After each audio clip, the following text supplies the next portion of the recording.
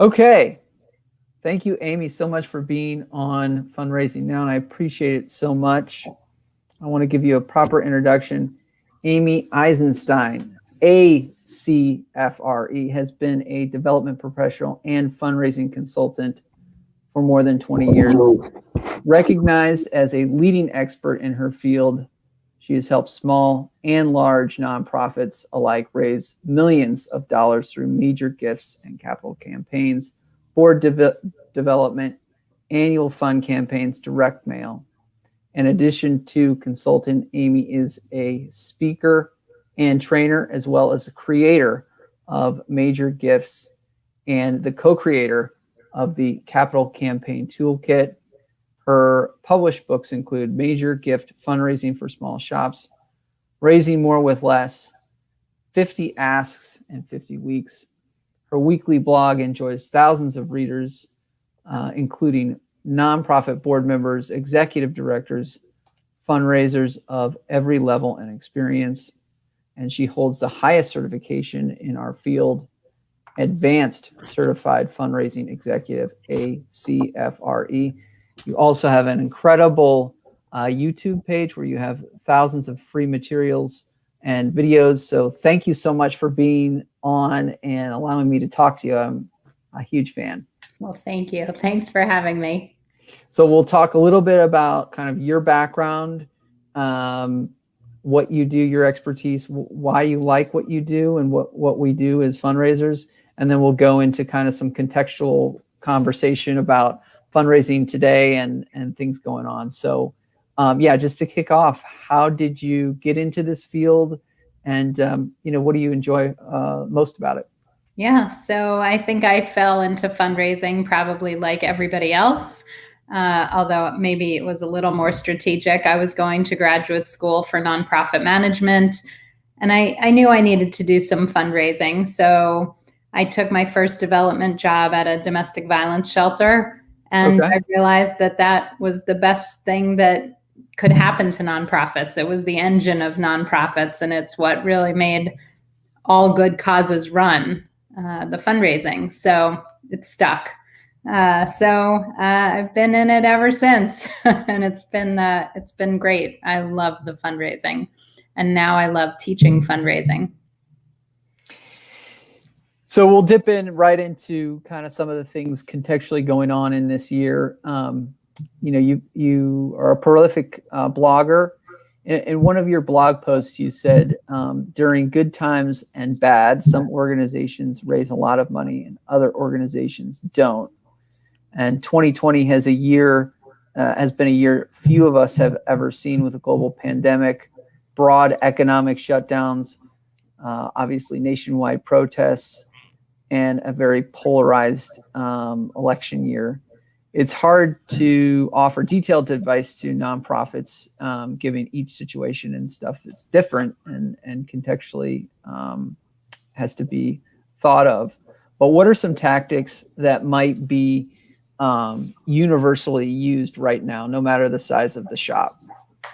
Yeah, so I think that there's a lot of universal best practices that organizations can use to raise more money, and the ones that are raising significantly more money across the board, no matter what kind of nonprofit they are using things like continuing to outreach to their donors. They're staying in touch with their donors. They're communicating with them on a regular and ongoing basis. At the beginning of the pandemic, I heard so many nonprofit leaders and board members say, oh, let's leave people alone. They've got so much going on. But that was actually the absolute wrong advice. What they should have been doing was checking in with their donors, finding out how they were doing, letting them know what was going on at the nonprofit, letting them know what was going on with clients. So ongoing communication, keeping in touch. If you think you're bugging your donors, then you're not doing a good job, and you're not reaching out and checking in on them and communicating with them. Also asking, right? So what's the universal advice I give to everybody? Don't stop asking. And, it means continuing to outreach and ask and solicit and share the needs of your nonprofit. You said something interesting. Don't be kind of afraid that you're bugging the donors. Why do you think? I think a lot of our peers and professionals, there's definitely like a fear out there that that you are bugging them, or you're upsetting them, or maybe spamming them. So kind of what's the difference between just asking and engaging and informing? Right. Well, don't spam them, right? So, nobody wants to be spammed. So don't send them a million emails that are generic and not personalized. And you need to think about who are the donors that have the capacity and the interest to make a significant difference in your organization, and reach out to them in a personal and meaningful way. And then you won't be spamming them. So, providing them with updates, finding out what's going on in their life, how they're doing. So the more personal you can be, the less spammy it will be. Does that make sense? It does. And I think, there is, juxtaposition as far as being afraid and saying, well, their donors might be dealing with things right now, but if they're close to your nonprofit, they're actually very intrigued and are waiting for a, response and a tailored, kind of, I think we use the word touch, but they want to know what's going on. I think this is not the time to kind of leave them in the dark. Well, right. You're exactly right. And this is what I say. You shouldn't be making assumptions on behalf of your donors about what they do and what they don't want, what they will do, what they won't do. And if you assume that they don't want to hear from you, or that they're too busy, or that they're not doing okay, so you shouldn't, quote unquote, bug them, or that times are bad, so they can't contribute, you're making all sorts of assumptions about your donors. So the only way to find out these things is to reach out and ask, whether it's by email or by phone or by Zoom, and find out, how are they doing? What's going on? What we've found, and what so many development directors and executive directors have found, is that the majority of their donors are actually okay, that they're working from home. Is life great right now? No, it's not great for anybody, but that they're doing okay. They may actually have more money in the bank. They haven't been taking trips. They haven't gone to the theater. We're talking about people who donate, significant amounts of money, or some money. And so they're not eating out in restaurants. They're not commuting. So people who, I'm not saying everybody is okay, but the people that have maintained their jobs, that have been able to transition to working from home, they have time, they care, they want to help, and they may actually have extra cash in the bank. Nonprofits could be sluggish to move and adapt to change. Why do you think this is? Do you think nonprofits in certain spaces overthink things? I think a lot of people have a mentality of, we've always done it this way, so we're going to continue to do it this way. Unfortunately, some nonprofits and their leaders aren't innovators. I don't think that's true of most of the sector. I think most of the sector is creative and innovative. But lots of nonprofits are risk averse, which to me is kind of a funny thing, because they're out trying to solve some of the biggest challenges on earth, literally: poverty, hunger, homelessness, environmental crisis. And so you have to take risks to deal with some of these enormous challenges. And I think for the most part, your donors will get it. These aren't easy problems to solve, and playing it safe isn't going to get you, a cure for cancer or the environment cleaned up. So I think more nonprofits should take more risks, and it's okay to fail. They're going to fail before they succeed. But until the problems are solved, or at least well on their way to be solved, they should be taking risks. I'm going to go kind of down a rabbit hole. There's this kind of school of thought that nonprofits exist to solve problems, and thus they should eventually, the mission of the nonprofit should eventually solve a problem and hopefully not exist. And then there's also kind of this sustainability of the nonprofit that wants to,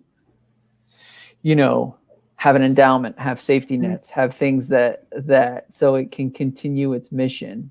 I guess, how do you, as a nonprofit leader, maybe not just as a fundraiser, like strike that balance between like investing into the mission and actually spending your resources and using your resources, and continuing to be risk averse and go into the future to be sustainable? Yeah.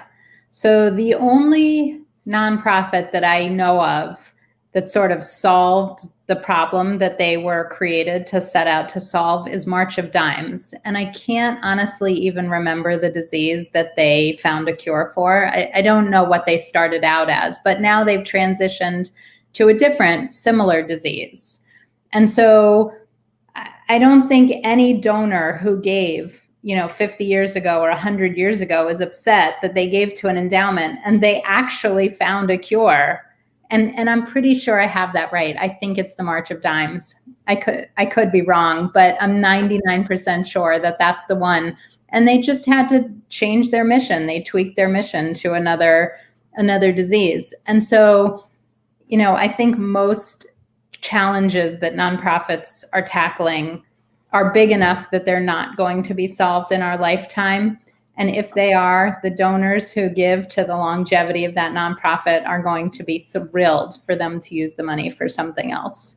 And so to me, it's, there's no foreseeable future where there's no more domestic violence, or there's no more poverty, or there's no need for arts and culture, or I just don't see it happening. So for the vast majority of nonprofits, I don't think it's an issue.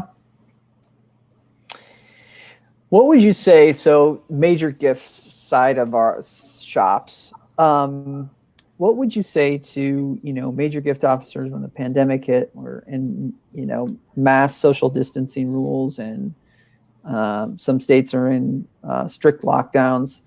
What would you say to the gift officer that says, hey, Amy, philanthropy is personal, and I've lost a way I can touch my donor, which is the face-to-face visit. That was one of the biggest ways that we interact with our donors. How can I be expected to raise more money in this type of environment? Yeah, so I think that most people have adapted to Zoom or to FaceTime or to all the myriad of online video conferencing applications. And so what I encourage people to do is find out how their donors communicate with their kids and grandkids and use that technology. Don't force your donors to learn Zoom if they're proficient at FaceTime, or if they, whatever they do, Skype with their kids and grandkids. At this point, I think most people, even my 70-plus-year-old parents, are using Zoom to do all sorts of things, attend meetings and communicate with friends. So I don't think it's an issue. If you're a major gift officer and you're not communicating with your donors via Zoom and via phone, it's time to move on to a different career, because we've been in this for a long time already, and you should be communicating regularly and ongoing. It's just an excuse that you can't visit with people. Look, you and I are visiting right now. It's nonsense that you can't see your donors. You're sitting in my kitchen. Awesome. And you're in our guest room. So yeah. It is wild. What are some other tools? I mean, obviously video conferencing, picking up the phone is something we've always done.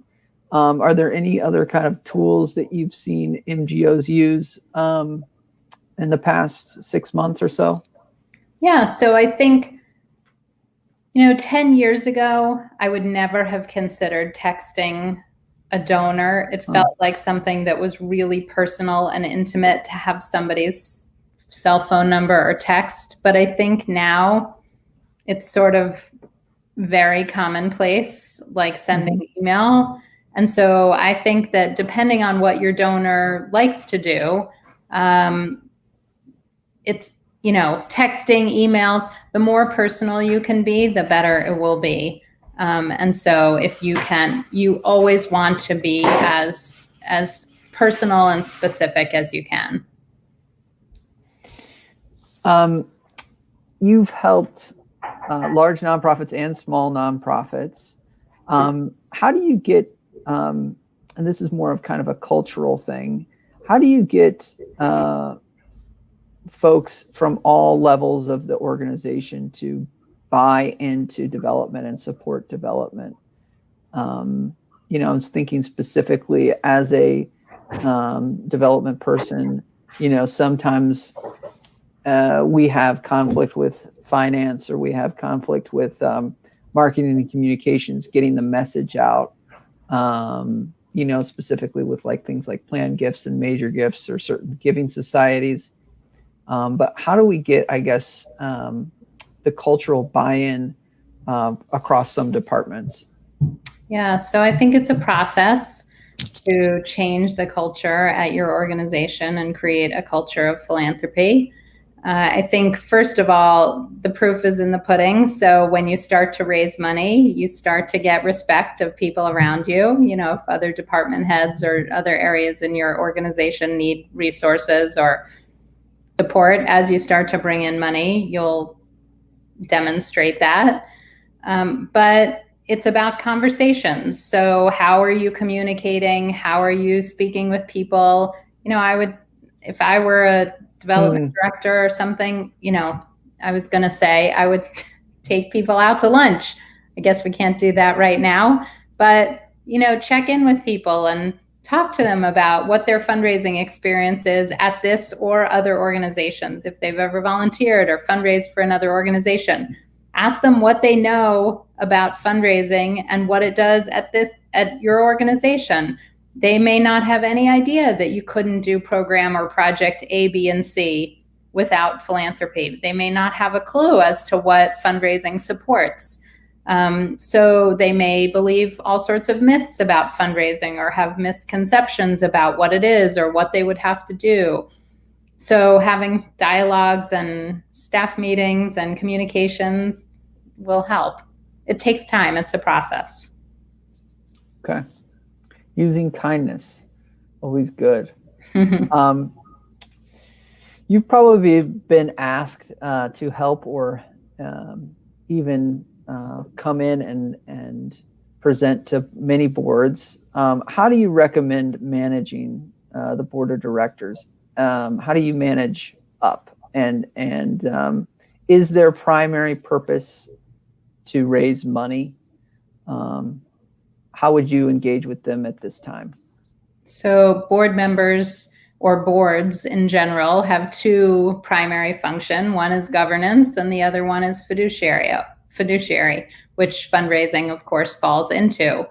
And so, I don't know if you're talking about an executive director is more in the role of managing a board than a major gift officer or a development director would be. But a fundraiser would be in a position of working with individual board members and the board as a whole to help with fundraising. And again, it goes back to communication, education, constant communication. So at every single board meeting, you should be having a 15 or 20-minute fundraising discussion, not reporting out or reading a boring report. Circulate that in advance. You can ask if there are any questions, but you should have a topic prepared and open-ended questions to start a conversation around fundraising, which will help your board members understand what their roles and responsibilities are and learn more about fundraising, and trying to take that stigma away of it just being scary and horrible. How would you say that, let's say we have a board of directors that is their main, I guess sometimes we say their skills, but if they're just donating, is that what we want, or do we want them more, actively involved? Yeah. What So, would you say? we want them more actively involved. We want them giving and helping with fundraising. So they need to make their own personal gift first. And then we also want board members helping with fundraising. So whenever I'm training a board or working with a board members on their fundraising, I break fundraising down into 4 parts. 1 is donor identification. 2 is donor engagement. 3 is the asking, and 4 is the thanking and the follow-up after the ask, right? There's 4 parts to the fundraising process. And they only think of it as the ask. Once you break it down into 4 parts, most of them go, oh, I had no idea there were more parts to fundraising than asking. So, if you're not comfortable with asking now or yet, then I want you to help with thanking donors. I want you to help with engaging donors and building those relationships. I want you to help identify potential donors. But, there are ways about doing this. Those of us who have been in the field for a long time have strategies and ways that we introduce topics. If I go into a boardroom and I say, okay, everybody, we need to identify donors, download your Rolodexes here, or who do you know? And what they hear is, who do you know that's rich? It's crickets, right? We're not going to get anything. And so there are exercises that I take them through to identify their networks and show them how many people they know from their home, their neighborhoods, their churches, their synagogues, mosques, their colleges, their colleagues at work. And so we first go through an exercise to identify who they actually know, and then talk about, all right, identify one person from each of all of those categories of people, their friends, their family, their colleagues, that might have an interest in the cause. So right now we're raising friends for our cause. So help us raise friends, not money. And we have a lot of friends of the organization. Those friends will want to support. Yeah. So you're basically kind of getting this ecosystem of folks that are, like-minded and inclined to probably support the organization. Exactly. So you're kind of taking at least some out of the next question, but so I know you get this question a lot, probably. Organizations are always looking at revenue dollars. Basically, how do we get the money? How do we get more money? What is the quickest way to get major gifts? Is there a quick way? Yeah, should I say that? Yeah, there is not. Major gift fundraising is not quick or fast. When somebody comes to me and says, we want to raise money quickly, I'll say, go somewhere else. It's not what I do. Raising money quickly is transactional, and it's not about relationships. And long-term major gift fundraising is really about building relationships and long-term engagement with donors. That being said, if you want to get started with major gifts, the fastest way is to start with your current donors. I'm always getting calls from people who say, can you help us find major donors? And I said, yes, we're going to start looking in your donor database. And they say, no, we don't have any major donors in our donor database. And I said, well, that's where they are. So if you want my help, that's where we're going to look first. So they are your existing long-term loyal donors who already know about you and already support your cause, maybe at low levels currently, but that's where they are. They're not out there somewhere waiting to give to you. Yeah, it's much easier to probably get a donation from, or an increased donation from, somebody who's already giving to you than to try to get somebody who has very stratospheric wealth, but doesn't know who you are. Right. So yeah. So what strategies do you use to, let me ask you this question. What does the word stewardship mean to you? So stewardship is the end of the fundraising cycle. It is after a donor has made a gift. It's everything that encompasses a thank you and follow-up. And so there are multiple thank yous, there's multiple follow-up. We have to let the donor know how their gift was used and the impact that they made. We have to thank them in multiple ways by multiple people. So maybe the executive director will handwrite a note. Maybe a board member will call to say thank you. The development director may send an email. We may put their name on our website, or if the gift's big enough, give them a plaque. And so we thank them multiple times. We also let them know how their gift was used in a similar way to the way we asked. So if we asked in person, and I'm including video asking these days, but in the old days when we sat down with someone and asked in person, then 6 months later or thereabouts, you should be sitting down with them in person or over video chat and letting them know the difference that their gift made and what's happened in the last 6 months since they made their gift. If they're, an online donor or a mail donor, you can let them know by mail or online how their gift was used. But you want to be personal and specific as possible so that they understand the impact and that inspires them to give more. Do you think donor retention really starts at that stewardship level? Yep, that's exactly where it starts. Why would a donor want to give again if they didn't feel thanked or get thanked or know how their money was used or that it made a difference? So I'm making a distinction between getting thanked and feeling thanked. You may have sent your donor a tax receipt. They didn't feel thanked. And that's why we reach out by multiple people in multiple ways. Some people will receive that handwritten card and some people are going to put it up on the fridge or their bulletin board. Other people are going to pitch it right in the recycling bin. Some people will value a phone call from a board member. Other people will find it, irritating. We're going to try different ways of thanking people so that they feel thanked, that they know they've been thanked by the organization. They don't miss it because it just showed up in the mail. And we want to make sure they know how their gift was used. That is where donor retention starts. Keeping your donors is the quickest way to fundraising success. I think that'll be the title of this podcast. Donors need to feel thanked. Yes. Do your donors feel thanked, right? How do you know your donors feel thanked? Yeah, I think that's, always probably a difficult time when you've probably gone into an organization or you hear of a major gift officer that's interacted with a donor and they're trying to secure the gift for the fiscal year, and you hear that they're not giving because of the prior gift wasn't acknowledged or thanked, or they didn't feel thanked.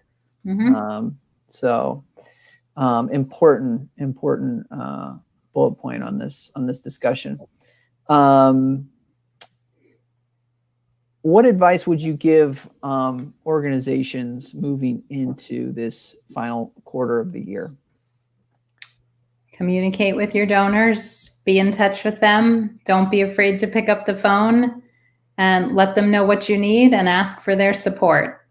So make a list of your donors, your biggest and best donors. Make sure they know what the impact has been, what your organization is doing now, how you're getting through COVID, what resources and support you need, and don't be afraid to ask for it. Let them help. Don't make assumptions for them that they can't or that they won't or that they already gave so they won't.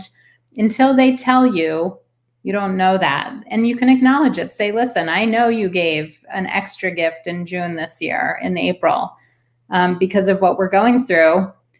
We still have needs as we wind down towards the end of the year. And I was wondering if you would be open to considering another gift. Don't make assumptions on their behalf. Let them know what's going on. Ask them how they're doing. Find out if they want to help. In my estimation, when you make a presentation to a major gift donor, you really shouldn't. There should never be the chance of the proposal being rejected is usually pretty low, I think, because you've done all of your negotiation and your information and your communication up front, and by the time they get to that proposal stage, there's no kind of surprise. There Would you agree? Well, there shouldn't be. I mean, unfortunately, not everybody's so good at the cultivation and relationship building stage. So sometimes donors are surprised when they're asked, but that just means that you haven't done your pre-ask work well enough. And I always like to say, ask if you can ask. So would this be a good time for us to discuss the needs of the organization and ways you could help, right? Get them to say yes first before you ask for a gift. Does that make sense? It does. Final question. What metrics do you use when you judge major gift officers? Obviously, the clear one is, are they raising money? Yeah.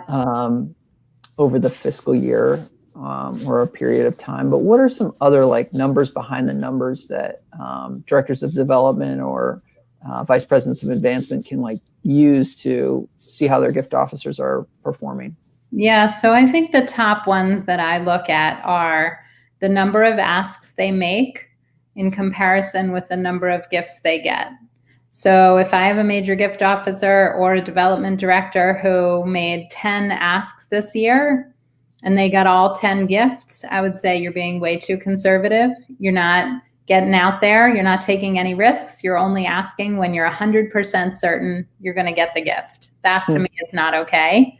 Some people think, oh, they got all the gifts they asked for. They're doing a great job. Me, no. They're waiting, until they're 100% sure they're going to get that gift. On the other side, if I have somebody who's asked for 10 gifts and they get 2, I say, slow down. You're not doing your research. You're not cultivating. You're not building those relationships. So number of gifts asked for and number of gifts received. A very similar statistic, although not identical, is how much you ask for in total versus how much you get. So if I ask for, 10 gifts, $10,000 each, I've asked for $100,000. If I get all 100, I also know I haven't asked for enough. I'm not being aggressive enough. If I'm only getting a teeny tiny fraction of what I'm asking for, I'm not paying attention to what those ask amounts should be. So I'm looking for somewhere between 70 and 80% success rate for those metrics. Wow. Important ways to not leave money on the table. I appreciate it. Amy, where can people find you? At 2 websites I blog at regularly. My amyeisenstein.com website. I have tons of free resources and ebooks there. You can sign up to get free ebooks and get on my weekly email list and get my weekly blog posts. And my other website is capitalcampaigntoolkit.com. So blog there, and there's free goodies if you're considering a capital campaign. I do hope you'll visit me at Capital Campaign Toolkit. Amy Eisenstein, thank you so much for your time and being on the podcast today. And thank you for being a leader in the field. I appreciate it very much. Thanks for having me. Don't forget to subscribe down below. You can also find additional content by searching the YouTube page. And finally, you can follow me on social media for all things relating to FRN Fundraise Now, linked below. Have an awesome day.